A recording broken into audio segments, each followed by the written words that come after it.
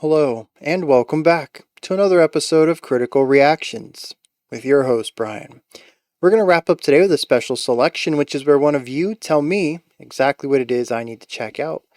Today's special selection comes at us from Rudy, an excerpt of the first 30 minutes of this track. Composer is Raed El Sunbadi. Premiered in 1950, although this recording might be from later. We're going to be looking at some more Kulthum. This time we're looking at the track Ya Zalemny. The song is about 40 minutes long, but we're only going to be looking at the first 30 minutes of it. Let's dive in, see what they're bringing to the table today.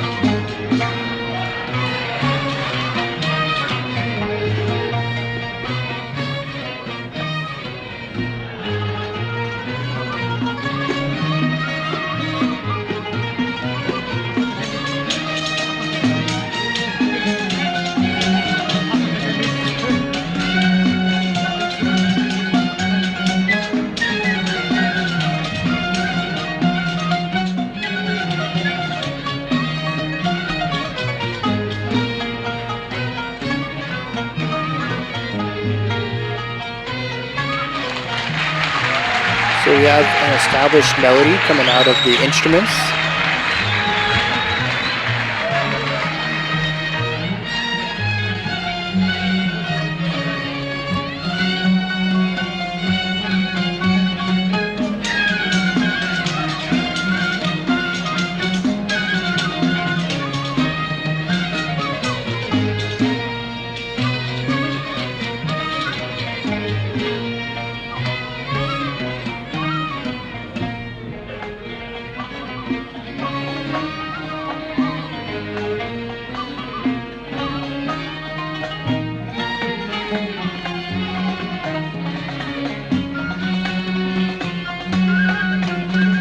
So already I'm beginning to hear some variation on this core idea.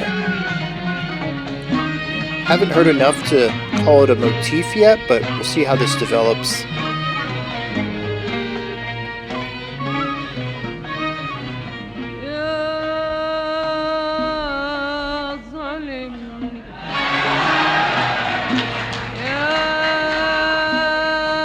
You gotta love it when someone sings two notes and the crowd goes wild.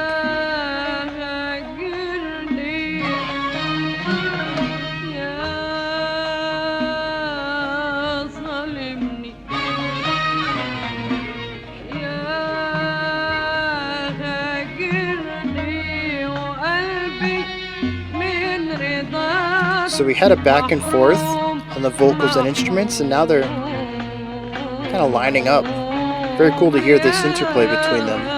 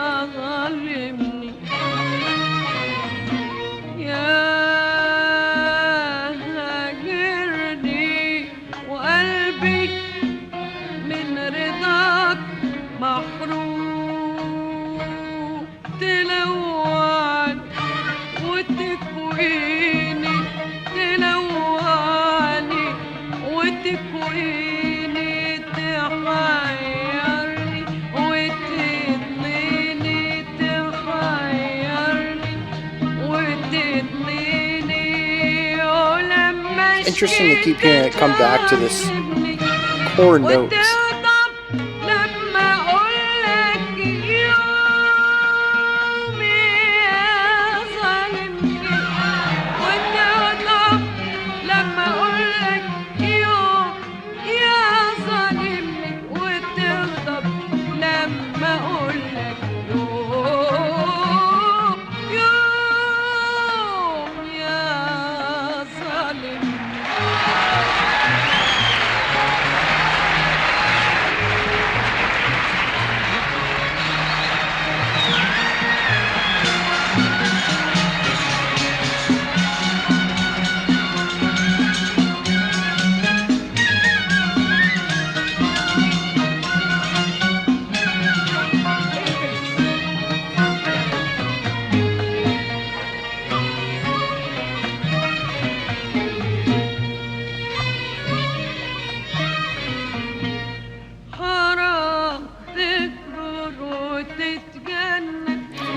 So I think I am going to call that a motif. The instruments have really only done 3 things so far, 3 different ideas, but they have done some variation on those.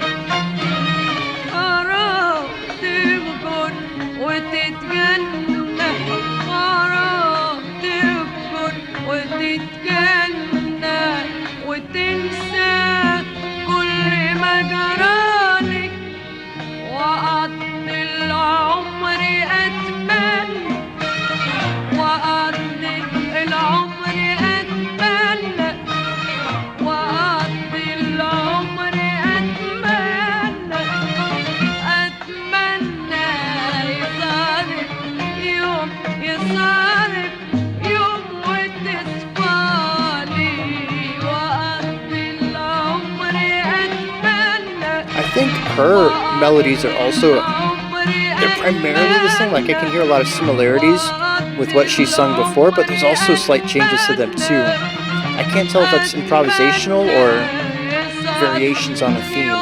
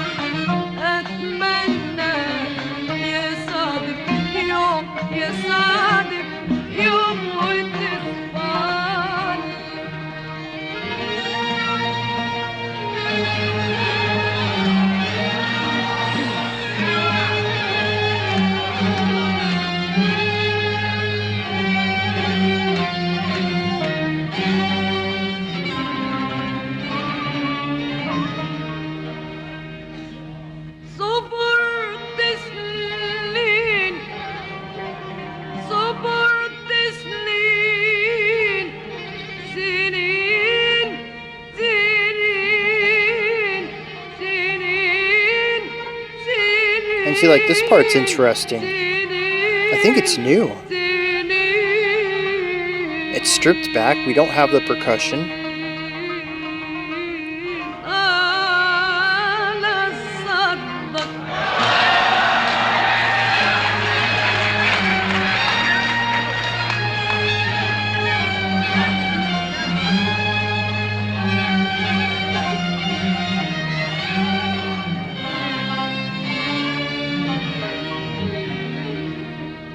صبرت سنين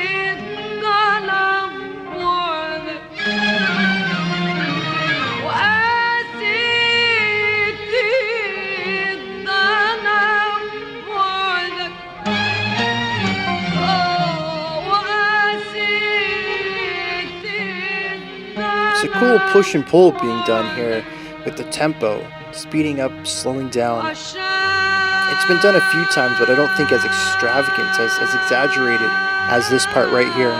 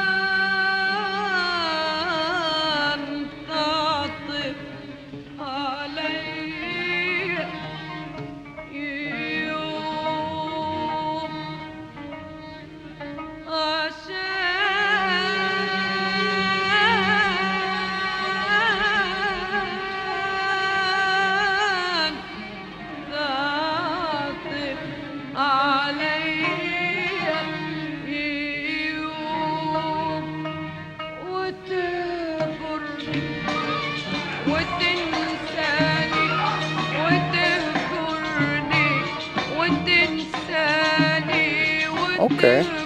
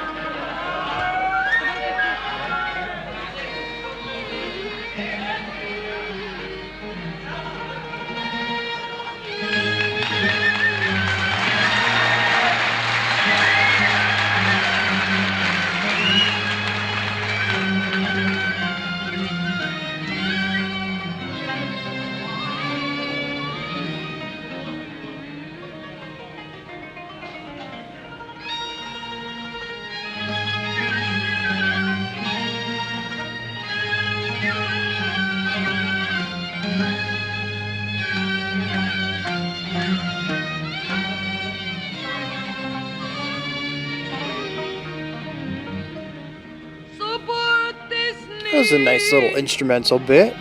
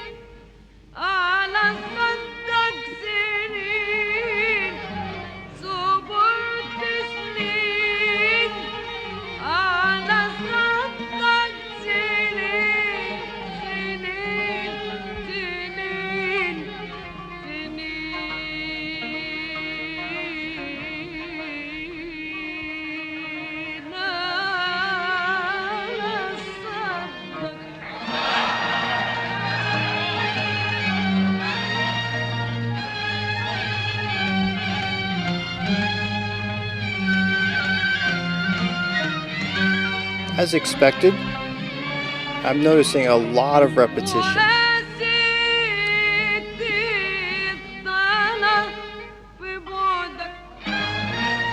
And I think the language barrier isn't helping with that.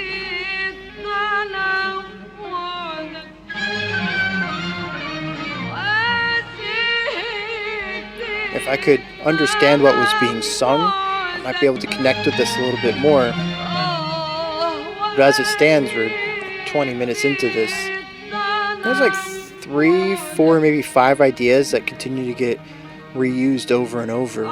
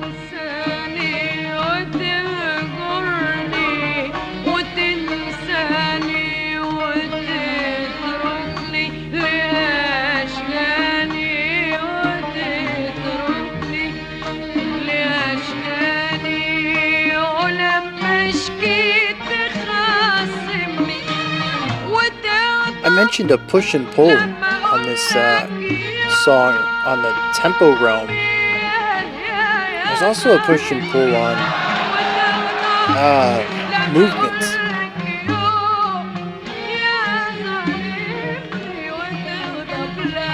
A section where she'll just kind of hover around a single note, rise above, land on it, come under, land on it, and then other times, like right after that, she'll get more expressive, fully moving ideas, not really having a home tone to land back on.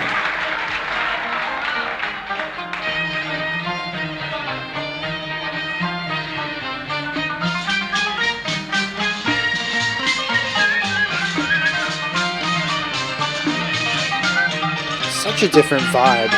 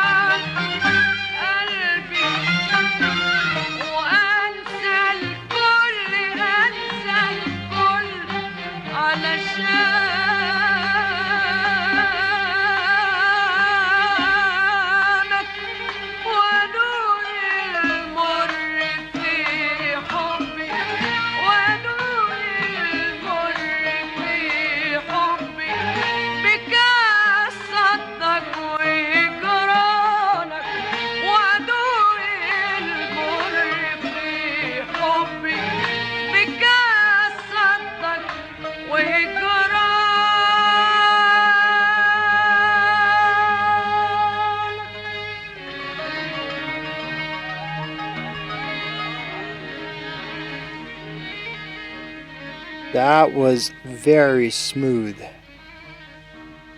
ويزداد الجوابية يبان الدمع في عينيا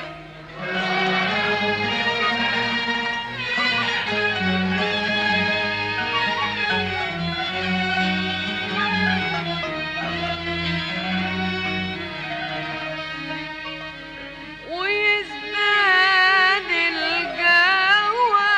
الجوابية يبان الدمع في عينيا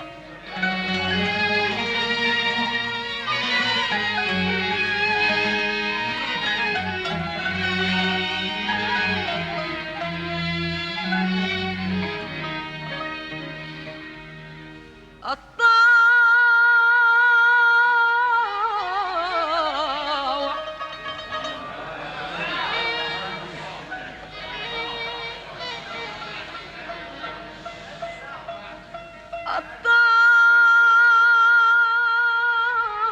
الطاوع في غواك قلبي قلبي قلبي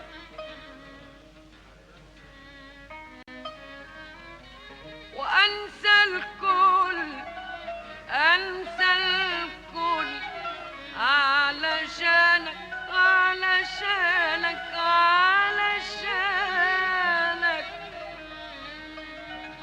أطوع في غواك قلبي في غواك I like the instrument trailing behind just a tad. We saw a lot of that towards the beginning of the song, but I like it right here where it's just mostly the two instruments.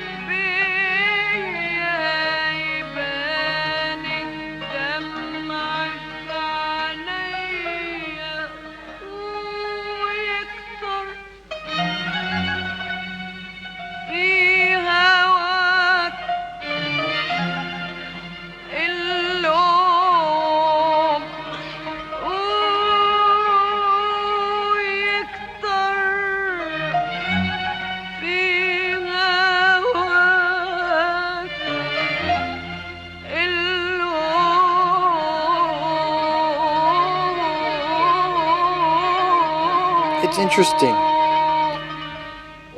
to have such a strong idea of what the song is doing, where it's going, and to still be surprised by it at times.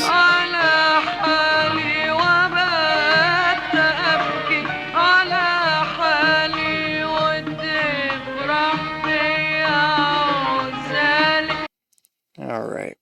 It's actually 31 minutes. I lost track of that. I was getting into that bit there at the end. All right. This was enlightening in some ways, also reaffirming in other ways. A lot of this is what I expected, given some of my experience with both Kulthum and general sounds of music that's close to this. I suppose. I'm not entirely sure the proper designation for this genre.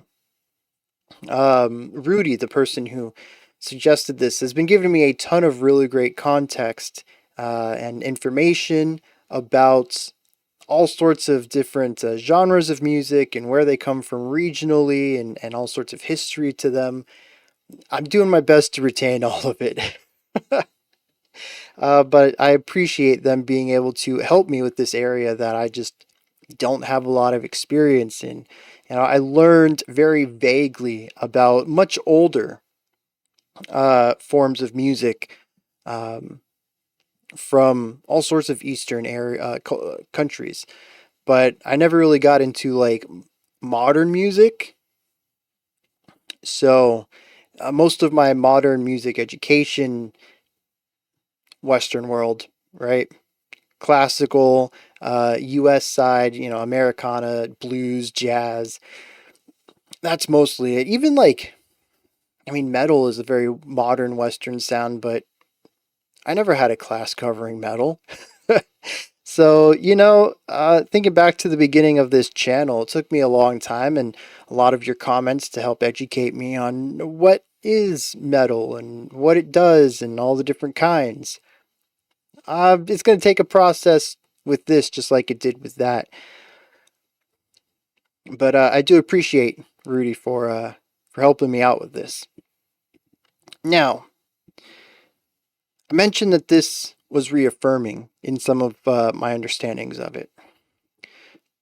This song does a couple of ideas really well. It has three main ideas, musical concepts. Most of the band is all in on it. There's like two, I think, three instruments all doing the single melody. And then there is the drums, the percussion giving a groove, a rhythm to it, and then some sort of plucked string that usually has a more harmonic function, not usually playing a bunch of notes at one time, but rising and falling on a series of notes to imply a chord. These three sections are all built the same way. Your rhythm, your harmony, and then the melody. And the melody is frequently shared with the vocals as well. Sometimes they share 100%, sometimes they share like 50%, a small amount of overlap. There are a couple of places where there's a cool call and response, and there's a few places where we have the vocals on lead and then a single instrument will trail behind them, playing pretty much the same melody but delayed a couple of beats. It's a very cool shadowing technique that I think is very neat on the ears. But like I said, there's like three main melodies that they explore that they all have their own tempos to them. It allows the song to have a push and pull where some sections are faster, some are slower. But for the most part, once you've learned all three of these melodies, the song doesn't really have much to offer past that. 90% of it, you're going to get one of those three sections. It does deviate from that at times. There is a fourth section that I think showed up twice in those 31 minutes we listened. And then there was a vocal-based bridge, if you will, as far as I could tell. I mean, it might have been a vocal solo. I'm not sure. I don't have the sheet music in front of me. I don't know if that was improvised or not.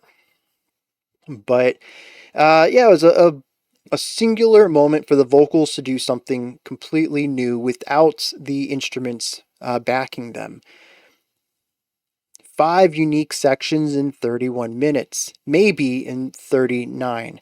I don't know how the rest of the song played out, but being that it's the final quarter of the song, I wager they're wrapping things up, kind of done introducing new ideas. However, I could be wrong with that.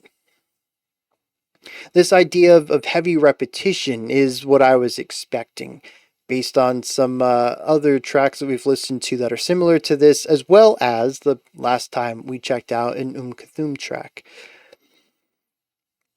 One thing I did pick up today, though, is that there's motif theme in here. Those 3 main sections, they do continue to show up, but slight variation.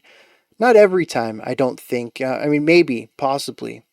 It's just very long. There's a lot of music to take in on a single listen. Maybe I missed that, but there's definitely change sometimes. I would catch parts of a melody that I was, oh yeah, I've heard that before.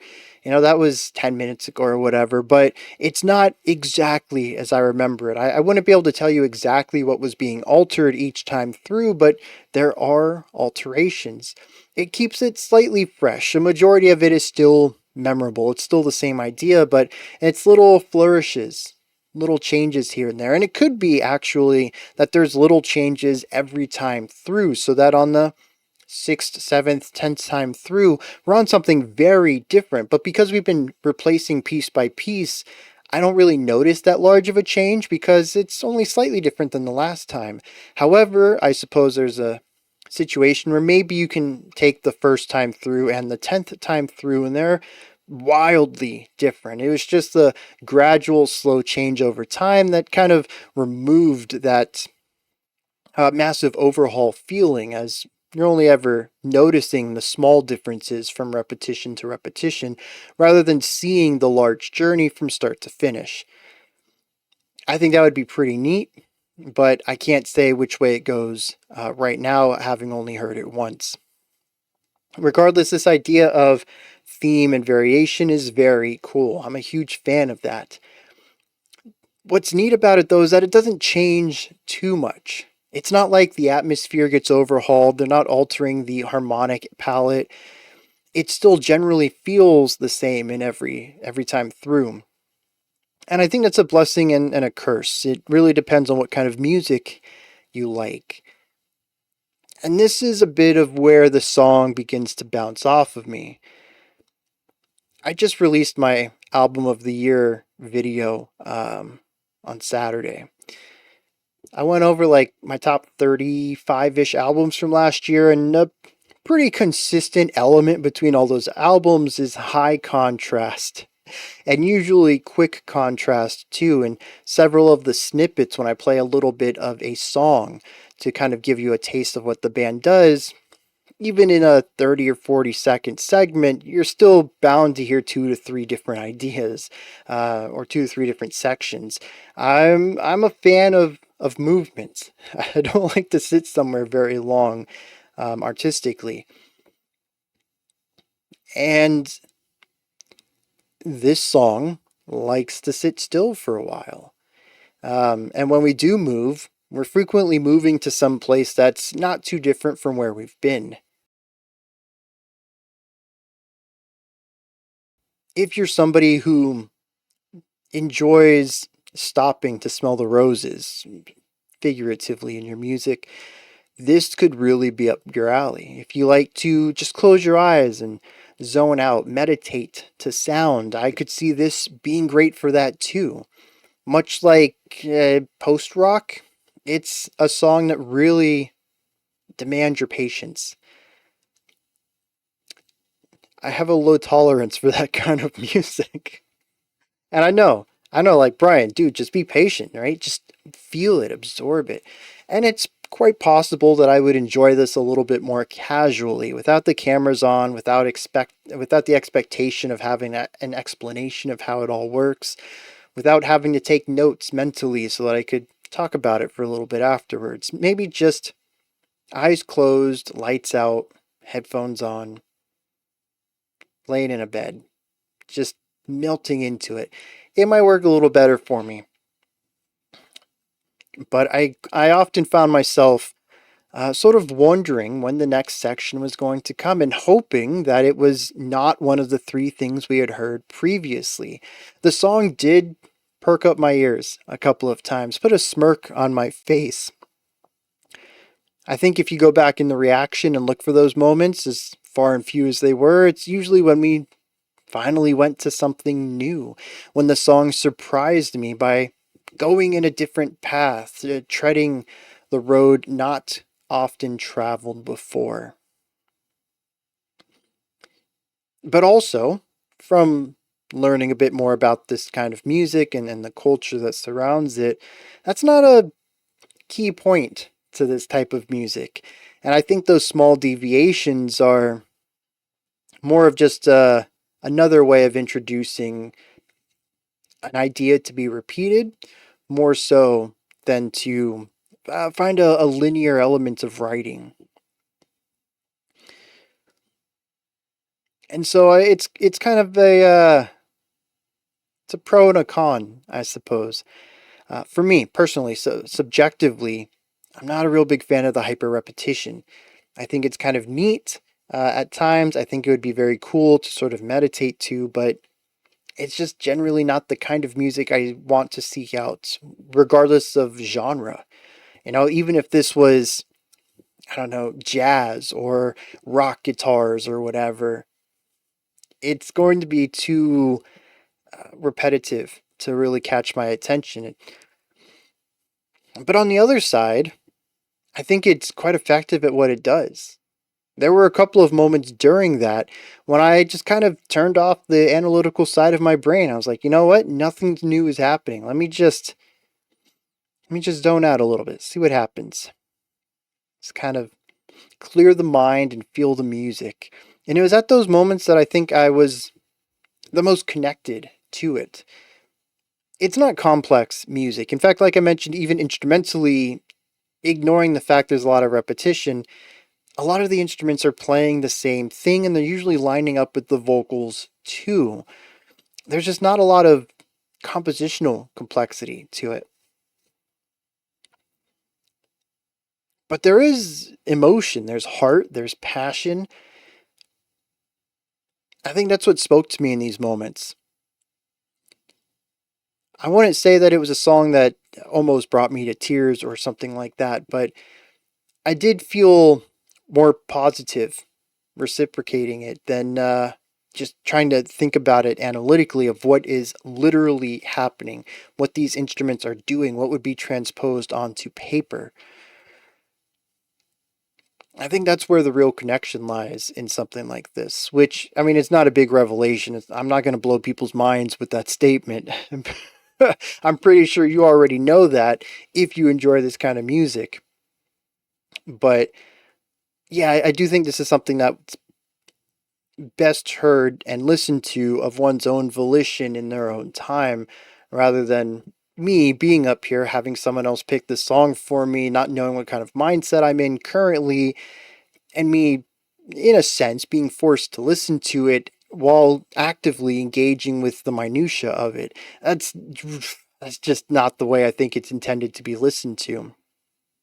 But I also said it was eye-opening, not because it was reaffirming, but because it introduced new ideas to me. I had questions during it. The first thing that really stood out to me is that the crowd went wild at the points that I found were not that interesting. That's probably the wrong way. Not that spectacular. I think that might be it. There are some impressive vocal runs in here. Every single time I heard them, I was like, dude, that's good. That's just fantastic. The clarity, the precision of hitting all these notes rapid fire like that. And you know, sometimes she'll hit a note, drop down, come back up to it, go up, come back to it, and like all three times she lands on that note, it's perfect. I mean, it might as well be the exact same note as far as like calculating it in cents or wavelengths. Just extreme precision. utmost skill on display, and the crowd is silent. And then she'll end a sentence with just like a standard three chord or three note drop. Nothing spectacular about it. Doesn't end on a big belting note. And the crowd goes wild. And the only thing I could think is that there's two things happening here. One, lyrics. These people are really being hit by these lyrics, and what she's singing and how she's singing it are what's creating all of this uproar. But the other, I was thinking, might be cultural, right? At least in America, we tend to cheer for spectacle. When you hit those wild runs, when you're Mariah Carey and you hit a pitch that not even dogs can hear, that's when people cheer. We don't cheer for the, in a sense, this might is probably the wrong word, but the mundane, the standard chordal or standard melodic movements.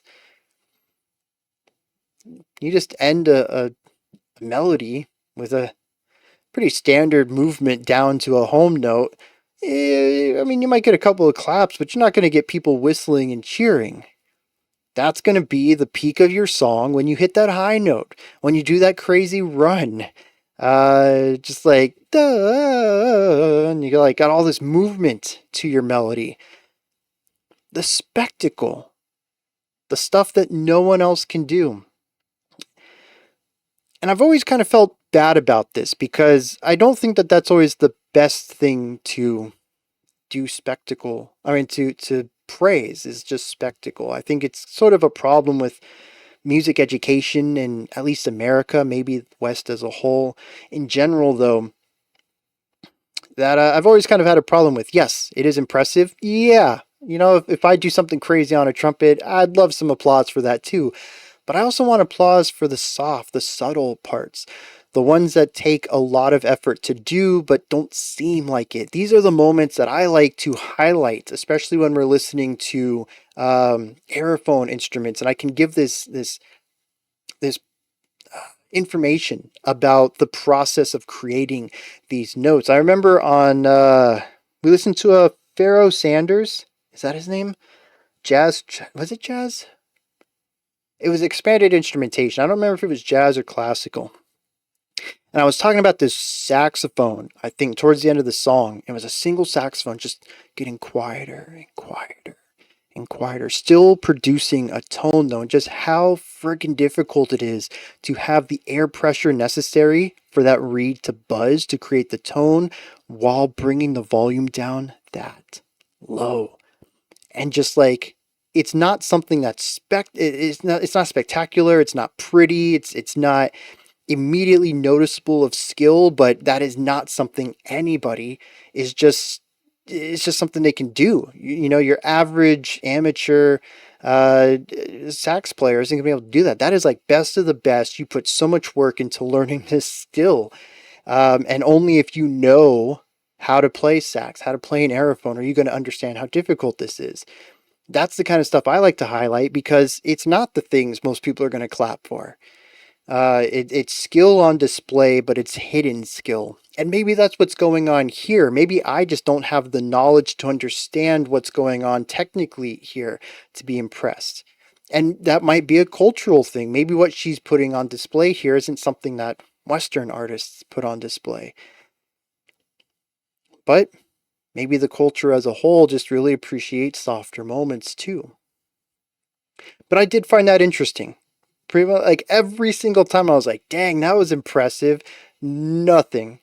And when I'm just listening to it, I expect just standard things happening, nothing wild or out of place. People go crazy for it. So I'm not really sure what's going on with there, but that is a pattern that I picked up on. Dang, I think there was one more thing I wanted to touch on too.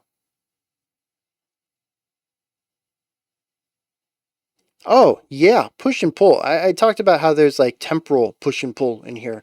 Speeding up of sections, slowing down of sections, just a really great control over the pacing of the song. But I also like the push and pull that happens in the melody.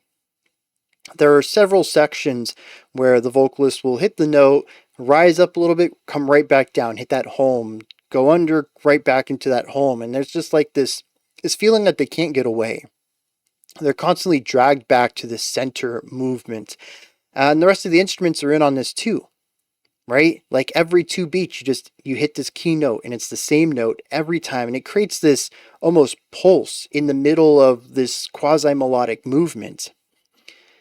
And right as you feel like the song is completely stuck and there's just no getting out of it, like breaks the chains that are holding the song down and it can explore freely again. And we start seeing these more expressive melodies. And I think that's beautiful. It only happened maybe like 5, 6 times in there, which seems like a lot, but honestly, compared to the repetition of other things, that's a low number.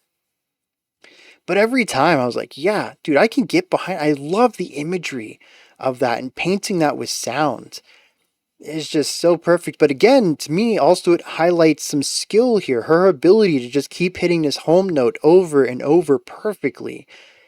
The raw precision in her vocal chops is amazing. I love it. To me, it's the one thing that really stands out for her is just always exactly what note she needs to sing. She just lands on it perfectly every time. And that's just phenomenal. It makes sections like that really lock in, and I don't think just any singer can do that, even if they're a good singer. You know, they've been trained or whatever, went to school for it. Just to lock in on a specific frequency over and over with perfection. I mean, I know human ears aren't perfect. I'm not over here saying, "Oh yeah, that was exactly 280 hertz every time." No, I don't know. I'm sure there is some variation between them, but at least as far as my ears could tell, just perfect every time. And it's this lock. It's being snapped back to this specific tone. And it was really effective in those moments, I think. Especially as she liked to sort of slur around in those too. She'll like hit the note, she'll pull that note down gradually rather than just going, She'll slide into it. And it really feels like being snapped back. And yeah, I mean, it's just such an evocative moment. Really love that. Every time it came around, I was like, yep, that's the good stuff right there. Let me see if I can find some lyrics on this, then we're going to wrap this one up. Alright, so I could not find lyrics. However, sometimes people send me emails like, hey, here's some lyrics I found, I translated them myself and stuff like that. So anyways, I went and checked my email to see if Rudy had sent anything about it. And yeah, one little thing that's really cool. It has nothing to do with the lyrics. We're not going to have a lyrical dive on this one. Says, I wanted to mention one thing. It's traditional for Arab audiences to call for a stanza, or whatever the appropriate division of a song would be, to be repeated. This happens a lot in live Kulthum recordings. Sometimes this means the orchestra will have already moved on to a new section, but due to the audience calls for a repeat of the previous one, they will abruptly switch to playing that one again. If you don't know about it, it can be a bit disorienting. I feel kind of bad. I should have read that before going in, and it is in my list of things to do today was to have read that, and I was so rushed to get the recording done today, I forgot to check to see if there was any notes in today's requests. But that does bring up a very interesting point. There were a couple places in there where I felt that temporarily things got a little out of hand, and I didn't know what was going on. I didn't want to call anything to it, though, because the band just quickly picked up the pace. I figured it was just an issue. Maybe it wasn't even the whole band. Maybe just misheard. Maybe one instrument just forgot to go to the next passage. I had no idea. It didn't happen too often where it felt jarring. But that's really interesting. Maybe that's what those audience cries were for. Not cries, shouts. They weren't praise as I interpreted them. Maybe they were. They enjoyed the section so much they wanted to hear it again. But yeah, it was a call to repeat. That's really interesting. I need to read more into this. because I mean, we don't have anything like that in the West. You know, we might have a call for an encore, but we don't get to dictate the structure of a song. The audience, that is. The performing artists are going to play the song as it was intended. That's very interesting. It is. I don't have anything to add to it. I'm honestly just kind of stunned. Like, this is so outside of my understanding of music, right? That I need to process it before I really talk on it. But like, a composer writes a music expecting it to be played close enough to the way it was written, right? That the orchestra and director, the conductor, will play it close enough. Well, if the composer's still alive, they can give notes on the performance before they play it live too, like on a rehearsal. In a lot of mainstream music, though, the people writing the music are the people playing it. They know exactly how to play it because they wrote it, and they're going to play it the way they want it written, or they're going to play it the way they wrote it. The audience is there to listen, not to participate in the creation process and the performance itself. Yeah, that's so foreign to me. That's such a wild concept. Um, yeah, like I said, I have nothing to add. It blows my mind.